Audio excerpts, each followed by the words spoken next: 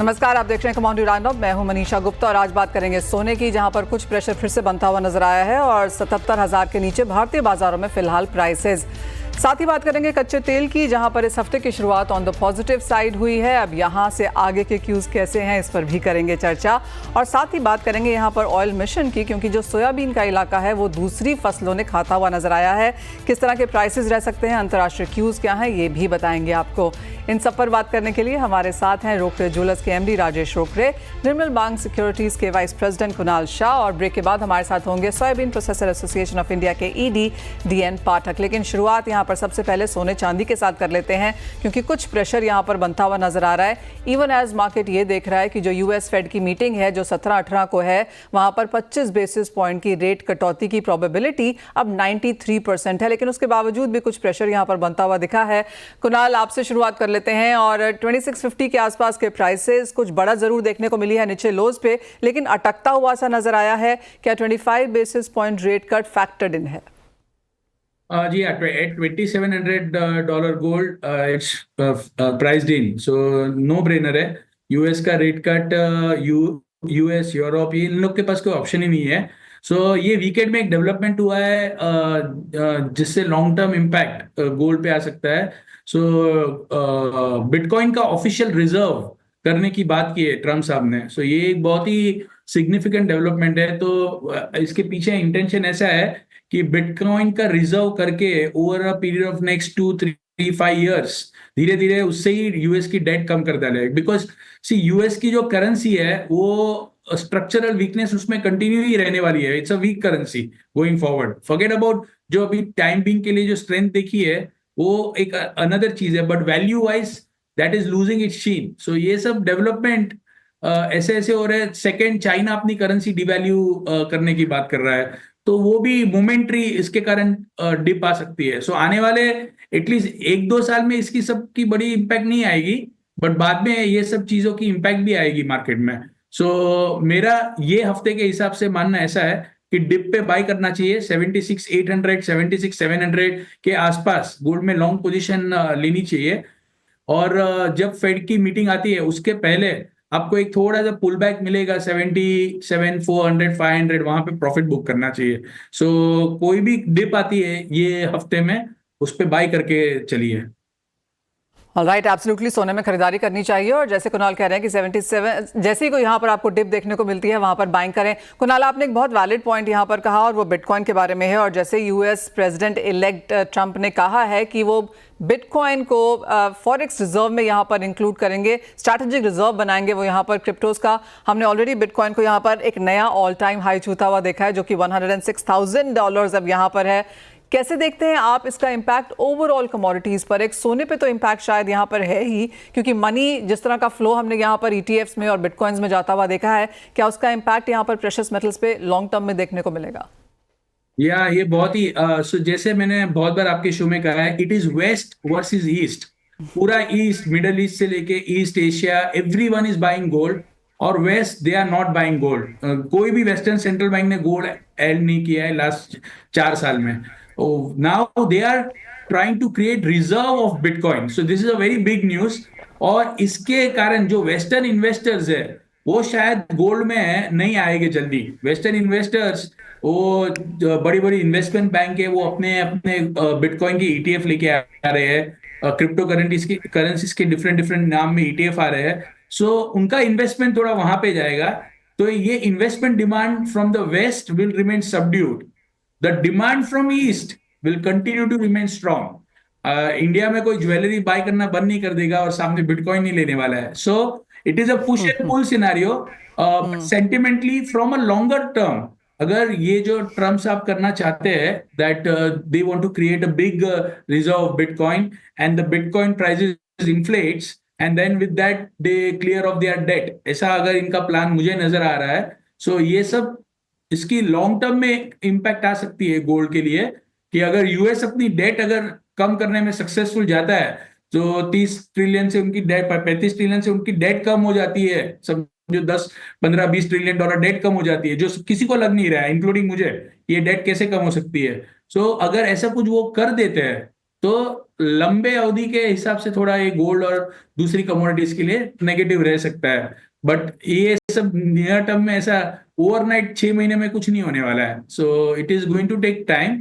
But इतना समझ में आ रहा है कि वेस्ट से गोल्ड की जो इन्वेस्टमेंट डिमांड है वो इतनी रॉबस्ट नहीं रहेगी ये मूव के बाद। People will prefer bitcoin, but east they will continue to buy gold. West versus east है, जहां पर पिछले साल तो हमने अच्छी खासी खरीदारी आते हुए देखी। सोने में फंड्स ने यहां पर अच्छी खासी बाइंग भी करी, ईटीएफ्स अभी भी कर रहे हैं ग्लोबल मार्केट्स में, लेकिन एक बड़ा इन्वेस्टमेंट हमने in sense of billions of dollars यहां पर क्रिप्टो करेंसीज में जाता हुआ भी देखा है। लेकिन ईस्ट पे लौट आते हैं और हमारे साथ अब रोकड़े ज्वेलर्स के एमडी राजेश रोकड़े हैं। राजेश जी, ईस्ट का क्या हाल है, स्पेशली इंडियन मार्केट्स में जहां पर शादियों का सीजन है? हमने जितने भी लोगों से बात की है सभी का दावा यही रहा है कि बाइंग होगी, और क्योंकि सोने के प्राइसेस अपने ऑल टाइम हाई से काफी नीचे आ चुके हैं, क्या इसका अच्छा खासा इंपैक्ट हमने खरीदारी में आता हुआ देखा है? नमस्ते मनीषा जी, बिल्कुल सही कहा आपने कि जिस तरीके से भारत में ये दिवाली के जस्ट बाद वेडिंग सीजन स्टार्ट हो जाता है तो इस समय से मांग और बढ़ जाती है। और पर्टिकुलर जब अभी दिसंबर का लास्ट हफ्ता जब होता है, सेकेंड 2 वीक से लास्ट वीक के, तो लास्ट मंथ के, उसमें क्या होता है, फॉरेन एनआरआईज काफ़ी इंडिया में आते हैं, क्योंकि उस समय उधर सर्दी ज़्यादा होती है तो इंडिया में उनके लिए एक अच्छा माहौल होता है। तो इस समय भी एनआरआईज की जितनी भी शादियाँ होती है इंडिया में इसी समय होती है। तो मोस्टली अभी देखा जाए तो काफ़ी अच्छा खासा उठाव है मार्केट में, और डिमांड भी इसी दरमियान होती है। हाँ, लेकिन इंटरनेशनल मार्केट में गोल्ड के जो रेट्स है थोड़ा सा ठीक है, फेड के रेट कट एक अपेक्षित है 0.25, वो तो बिल्कुल बहुत दिनों से वेटिंग था। इसके वजह से गोल्ड में अगर रेट कट होता है तो निश्चित तौर पे रेट में और बढ़ोतरी मिलेगी। लेकिन ओवरऑल देखा जाए तो हर साल हम लोग जो देखते हैं दिसंबर में जो फॉरेन बायर्स होते हैं या फॉरेन इन्वेस्टर्स होते हैं वो थोड़ा सा परहेज रखते हैं। इस वजह से मार्केट थोड़ा सा नॉर्मल होता है, ऐसा बहुत ज्यादा नीचे ऊपर नहीं होता है, मतलब बहुत ज्यादा वोलेटाइल नहीं होता है ये समय में। तो ये एक गोल्ड की चाल हम लोग ने देखी है। लेकिन निश्चित तौर पे जैसे ही ये सीजन खत्म हो जाता है हमारा एनआरआईज का, तो उसके बाद वेडिंग सीजन, करीब 40 लाख से ज्यादा शादियां इस साल एक अनुमान लगाया गया है। तो इतनी शादियां होने के कारण मार्केट में अच्छी खासी हलचल भी रहेगी और उठाव भी रहेगा। राजेश जी, मैं दुबई एयरपोर्ट पे थी कल यहाँ पर, और काफ़ी सारी दुकानें जो वहाँ पर नई नई खुली हैं वहाँ पे लिखा हुआ था वैट क्लेम कर लीजिए, वैट फ्री गोल्ड ले जाइए, और अच्छी खासी भीड़ भी थी वहाँ पे। तो इवन एज हम कह रहे हैं कि 9% की यहाँ पर कटौती हमने आते हुए देखी है, और थोड़ा सा लेवल प्लेइंग फील्ड शायद दुबई के साथ क्रिएट हुआ है। लेकिन अभी भी जो वैट के यहाँ पर जो रिबेट्स हैं, आप कहेंगे दुबई उसमें अभी भी स्टैंड आउट करता है? प्लीज एक बार रिपीट करेंगे क्वेश्चन? जी राजेश जी, मैं कह रही थी कि हम बात करते रहते हैं कि दुबई से जो बहुत खरीदारी होती थी इंडियंस की या एनआरआईज की, वो इंडिया में लौट आई है क्योंकि हमने 9% की यहाँ पर कस्टम ड्यूटी में कटौती आते हुए देखी है। लेकिन अभी भी जो वैट है, रिबेट है, वो आप कहेंगे दुबई बेटर करता है? बिल्कुल बिल्कुल, देखिए वैसा देखा जाए तो दुबई में भी इंडिया से ज्यादातर ज्वेलरी जाती थी, क्योंकि दुबई से ही पूरे गेटवे खुलते थे सभी दुनिया में ज्वेलरी जाने के लिए, और इंडिया से ही ज्यादातर ज्वेलरी बाहर जाती थी। बट ड्यूटी एक बहुत बड़ी प्रॉब्लम थी। इंडियंस जब खरीदारी बाहर से आके इंडिया में खरीदारी करते थे तो काफी बड़ा डिफरेंस था, लेकिन वो डिफरेंस अभी करीब करीब खत्म हो चुका है। इस वजह से जो लोग पहले दुबई जाके बाइंग करके इंडिया आने का सोचते थे, अभी वो खत्म हो गया है। वो पूरी तरह से इंडिया में ही खरीदारी करते हैं। और जीजेसी के तहत हम लोग ने वैसे भी एक और डिमांड रखी है गवर्नमेंट के सामने में कि जिस तरीके से बाहर के कंट्रीज में जीएसटी हो या वैट हो, उसका एक रिफंड दिया जाता है। जो एनआरआईज कस्टमर्स होते हैं, जो बाहर के लोग आते हैं, उन्हें कई बार जब रिटर्न जाना होता है तो कई बार वो वैट का या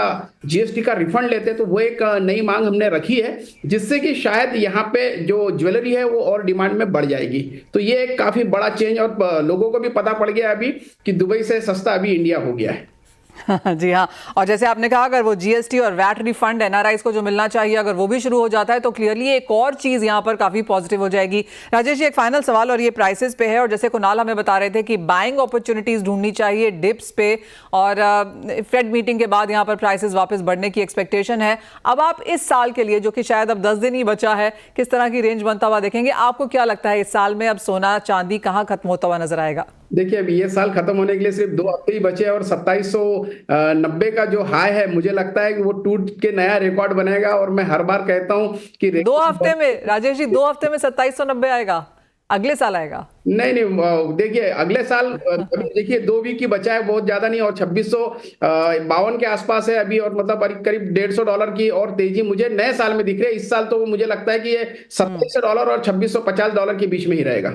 लेकिन Alright. दिवाली 31 दिसंबर के बाद जो नया सीजन स्टार्ट होगा उसमें निश्चित तौर पे गोल्ड के रेट और नए आयाम पे आएंगे, नए रिकॉर्ड बनाएंगे, ऐसा मुझे लगता है। राइट, तो 2024 के बाद 2025 में और नए हाइज बनेंगे सोने और चांदी में। ये साल में अब सिर्फ यहाँ पर 10-12 दिन ही बचे हैं कामकाज के लिहाज से, तो एक रेंज अब यहाँ पर हम बनती हुई देखेंगे।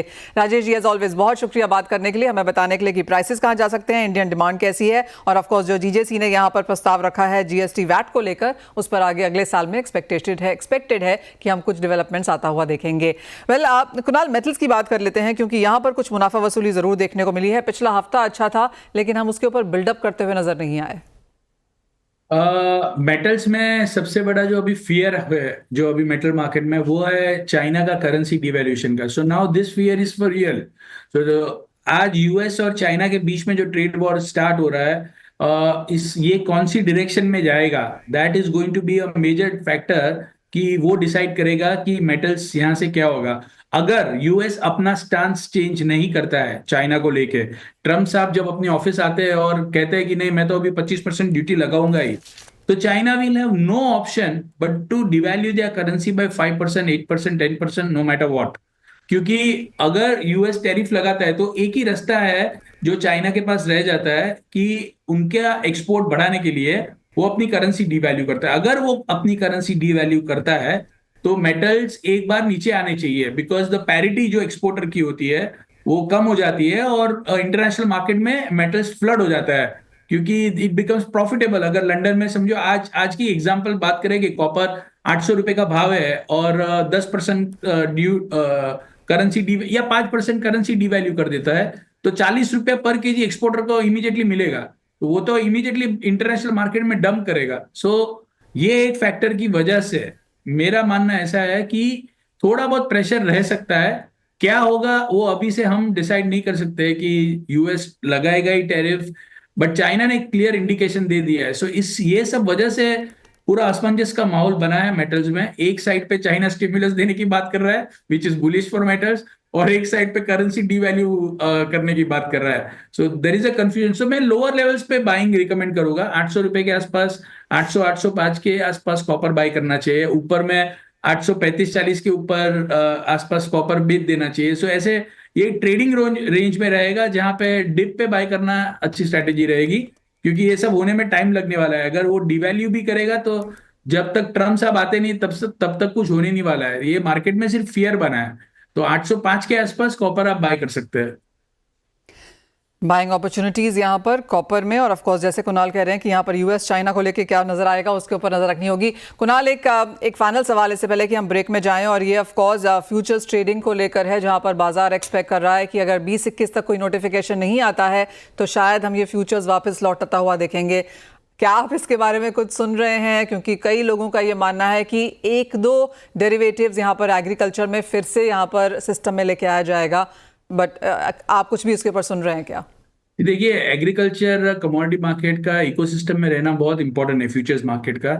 सो मैंने सुना नहीं है, पर ऐसा अगर होता है तो ये ओवरऑल एग्री मार्केट के लिए, इंडियन कमोडिटी फ्यूचर्स मार्केट के लिए बहुत अच्छा स्टेप रहेगा। Because right now the agri segment, जो पहले एक बार 15,000 20,000 करोड़ का वॉल्यूम होता था, वो सेगमेंट में आज 800,000 करोड़ का वॉल्यूम मुश्किल से हो रहा है। तो ये सेगमेंट का ग्रो होना इकोसिस्टम के लिए भी बहुत ही इंपॉर्टेंट है। आज मैं एक्सपोर्टर हूं या प्रोड्यूसर हूं या कोई, मेरे पास कोई हेज करने का प्लेटफॉर्म नहीं है, तो वो नहीं चलेगा over a period of time.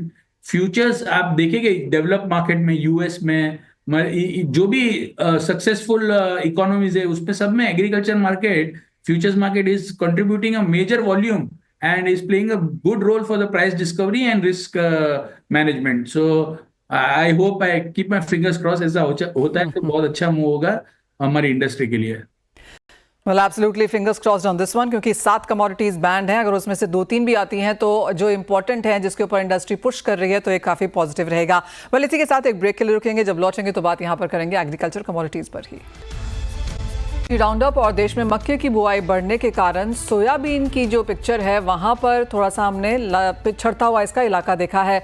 Madhya Pradesh और महाराष्ट्र जैसे जो दो बड़े उत्पादक राज्य हैं, यहां पर सोयाबीन की बुआई पिछले साल से कम है। इसको लेकर नेशनल ऑयल मिशन पर कितना असर पड़ सकता है, ये बताने के लिए हमारे साथ soybean processor association of India के ईडी मिस्टर DN पाठक हैं। पाठक जी नमस्कार। और क्लियरली जो ऑयल मिशन है टू बिगिन विद, उसमें एक तो डिलेड है, बहुत लंबे समय के लिए है, फंड एलोकेशन कमजोर है, अब दूसरी कमोडिटीज की तरफ भी किसानों का रुझान है। कैसे देखते हैं आप ये सारी कंसर्न्स? देखिए, मक्के की तरफ रुझान किसान का काफी है और अभी जो एथेनॉल ब्लेंडिंग प्रोग्राम है उसको देखते हुए मक्के का यूज एथेनॉल में बढ़ेगा और किसान को अगर अच्छा दाम मिलेगा तो किसान मक्के की तरफ जाएगा। सोयाबीन के दाम इतने कम होने की वजह से और अभी तो ग्राउंडनट के दाम भी कम हैं, तो डेफिनेटली ऑयल सीड से हटके किसान मक्के की तरफ झुक सकता है और उसके लिए इमीडिएटली कुछ कदम उठाने बहुत ज़रूरी हैं ताकि ऑयल सीड का मिनिमम सपोर्ट प्राइस तो किसानों को हमसे मिल सके। लेकिन ओवरऑल अगले साल मैं समझता हूँ कि मक्के का एरिया डेफिनेटली बढ़ेगा, इसमें कोई शक नहीं है, क्योंकि 5 मिलियन टन की बजाय अभी प्लान ये कि 11 मिलियन टन इस्तेमाल होगा मक्का एथेनॉल के लिए अगले साल में। तो इतना मक्का एक्स्ट्रा पैदा होगा तो कहीं ना कहीं से तो जमीन आएगी और वो आएगी मुझे लगता है ऑयल सीड से ही, क्योंकि यहीं पे किसान को दाम ठीक से नहीं मिल पा रहा है। सोयाबीन के ऊपर डेफिनेटली एक ये बोझा है मक्के का। तो as an edible oil industry फिर पाठक जी आप लोग क्या कर रहे हैं इसके लिए? हम लोग क्या कर रहे हैं ये बड़ा भारी सवाल है, क्योंकि एथेनॉल ब्लेंडिंग प्रोग्राम एक नेशनल प्रोग्राम है जो कि क्लाइमेट चेंज से जुड़ा हुआ है, तो उसमें कुछ बड़ा कुछ किया जाए ऐसा संभव नहीं है। अब हम सरकार से यही बोले कि जैसे भी हो, पार्टिकुलरली इस साल में या जब भी ऑयल सीड के दाम MSP से नीचे जाएं तो सरकार को उसमें सपोर्ट करनी चाहिए, क्योंकि ऑयल सीड भी हमको उतना ही जरूरी है। एडिबल ऑयल का इंपोर्ट इतना बड़ा है जितना कि पेट्रोल और का इंपोर्ट कम करना जरूरी तो, है। पाठक जी आप ये कह रहे हैं कि एक तरफ ऑफ कोर्स जो हमारा बायोफ्यूल का मिशन है, लेकिन दूसरी तरफ जो एडिबल ऑयल मिशन है, नेशनल मिशन है, इन दोनों में से कहीं ना कहीं एक बैलेंस क्रिएट करने की जरूरत है। इंपोर्ट डिपेंडेंस पे सरकार लगातार यहाँ पर बात करती हुई नजर आई है, तो एक को लेकर दूसरा पिछड़ता हुआ नजर आ रहा है आपको? ये बैलेंसिंग इस वक्त बहुत जरूरी है, क्योंकि जब फूड और फ्यूल का सवाल आएगा, जब भी कभी आएगा, तो 145 करोड़ लोगों के मुल्क में फूड को ही प्रेफरेंस देना पड़ेगा, फ्यूल को प्रेफरेंस नहीं देना पड़ेगा। मैं ऑफिस आ सकता हूँ बैलगाड़ी पे, साइकिल पे आ सकता हूँ, लेकिन खाना तो मुझे फिर भी खाना है। तो एक बैलेंसिंग एक्ट थोड़ा बनाना पड़ेगा। ब्लेंडिंग का प्रोग्राम है, ठीक है, चल रहा है, लेकिन फूड का उसमें इस्तेमाल कितना हो ये एक बड़ा मुद्दा है और उस पर एक बड़ा कदम कुछ ना कुछ जरूर उठाना पड़ेगा सरकार को। ऑयल सीड के किसानों को, ऑयल सीड की इंडस्ट्री को अगर इस वक्त सपोर्ट नहीं किया गया तो इंपोर्ट और बढ़ेगा और हम पहले ही इतना पिछड़ चुके हैं कि हमने इंपोर्ट जो 0 था वो बढ़ा के 60% कर दिया, 1.5 लाख करोड़ हो गया है। आगे कहाँ जाएंगे ये तो मैं सोच के भी घबराता हूँ कि इंडस्ट्री का क्या होगा। पोल्ट्री को फीड चाहिए ही चाहिए, अगर सोयाबीन नहीं होगा तो फीड कहाँ से आएगा, फिर उसको इंपोर्ट करना पड़ेगा। तो बैलेंसिंग इस वक्त बहुत जरूरी है, आपने सही शब्द का इस्तेमाल किया है।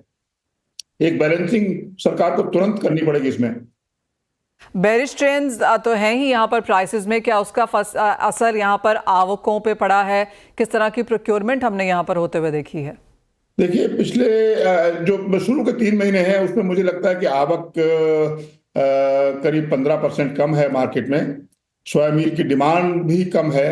हम सोयाबीन की डिमांड पिछले साल के लेवल पे रख रहे हैं, जबकि पोल्ट्री इंडस्ट्री 8 से 10% बढ़ रही है। तो डिमांड जो 10% बढ़नी चाहिए थी वो इस साल भी मुझे लगता है वैसी ही रहेगी। एक्सपोर्ट भी इस साल नहीं हो पा रहा है, बड़ी समस्याएं इस साल बहुत सारी इकट्ठी हो गई हैं। एक्सपोर्ट नहीं हो पा रहा है, दुनिया की ग्लोबल प्रोडक्शन बहुत ज्यादा है सोयाबीन की, तो एक सप्लाई ग्लट जैसा हो गया है। वो सप्लाई ग्लट में हम लोग फंस गए हैं। ऊपर से मक्का ने एक डबल वहमी हो गया है, करेला और नीम चढ़ा जैसी बात हो गई है। तो किसान को दाम नहीं मिल पा रहा है। 20% ड्यूटी बढ़ी, उससे सिर्फ इतना हो पाया कि जो दाम और ज्यादा गिरता है वो थोड़ा रुका हुआ है, लेकिन MSP तो फिर भी नहीं मिल पा रही है आज के दामों पे। प्रॉब्लम्स काफ़ी सारा है और जैसे मिस्टर पाठक कह रहे हैं कि इस साल में हमने चिंताएं ज़्यादा आते हुए देखी हैं। एक प्लस पॉइंट शायद सिर्फ 20% की इंपोर्ट ड्यूटी का ही हमने बनता हुआ देखा, लेकिन उसका भी बहुत ज़्यादा इम्पैक्ट कोई ग्राउंड लेवल पर देखने को मिला। फिलहाल ऐसा भी नहीं है। मिस्टर पाठक, बहुत शुक्रिया साथ जुड़ने के लिए और वो पूरा जो इंडस्ट्री है उसके बारे में बात करने के लिए। और जैसे आपने कहा कि काफ़ी सारे सोल्यूशंस की, काफ़ी सारे मेजर्स की फिलहाल यहाँ पर सरकार की तरफ से ज़रूरत है। कुणाल, जाते जाते एक फाइनल सवाल आपसे, अगर एग्रीकल्चर में कोई ट्रेड लेना हो तो आप क्या एडवाइस करेंगे? आई थिंक गुआर सीड थोड़ा बढ़ने का जगह है। सो 150-200 रुपीज तक का स्पाइक एक बार गुआर में देखने मिल सकता है। बहुत अच्छा करेक्शन भी आया है। सो गुआर सीड बाय कर सकते हैं। ऑलराइट, कुछ खरीदारी की एक्सपेक्टेशन यहाँ पर है। जी हाँ, 5000 के ऊपर के स्तर हैं, मार्जिनल ही सही लेकिन तेजी के साथ आज भी यहाँ पर कारोबार फिलहाल बनता हुआ। कुणाल, एज ऑलवेज बहुत शुक्रिया साथ जुड़ने के लिए, ऑन ट्रेडिंग स्ट्रैटेजीज के लिए भी। वेल, इसी के साथ मुझे भी दीजिए इजाजत। आप बने रहिए हमारे साथ। हम ब्रेक के बाद फोकस करेंगे यहाँ पर इक्विटी मार्केट्स पर।